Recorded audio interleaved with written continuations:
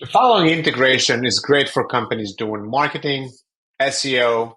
What it does, it takes a deal and creates a Zoho project using template that already been pre-created with recurring tasks. So you can have this long standard operating procedure with all these tasks that are pre-established. And when a deal comes through the pipeline and gets sold, it automatically gets created into a project. And with certain tasks that use AI like ChatGPT, like a blog, it will automatically feed the prompt to the blog in the background and get that blog back and post it into a task. So every month, these recurring tasks are just firing out blogs for you without you having to even go to ChatGPT and use prompts. So let's take a look. We got a demo deal here. We're going to give it a name.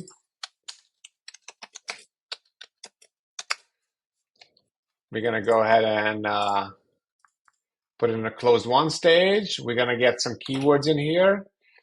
Kitchen cabinets, quartz countertops, granites, countertops, Euro kitchens, Euro cabinets,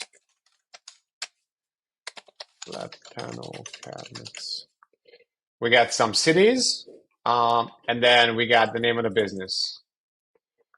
We're going to save this demo deal, move it over to the project create stage. At this point, Workflow Fires creates a Zoho project. We're going to refresh and look for it. It's being created automatically. When I look at it, I see it's still getting created. So let's wait a couple more seconds. You see all these keywords got transferred from CRM, all the cities, the company information. So you're able to kind of take a look. Let's go take a look. Yeah, there it is. All the tasks are now flown in here. We're going to get our AI task started.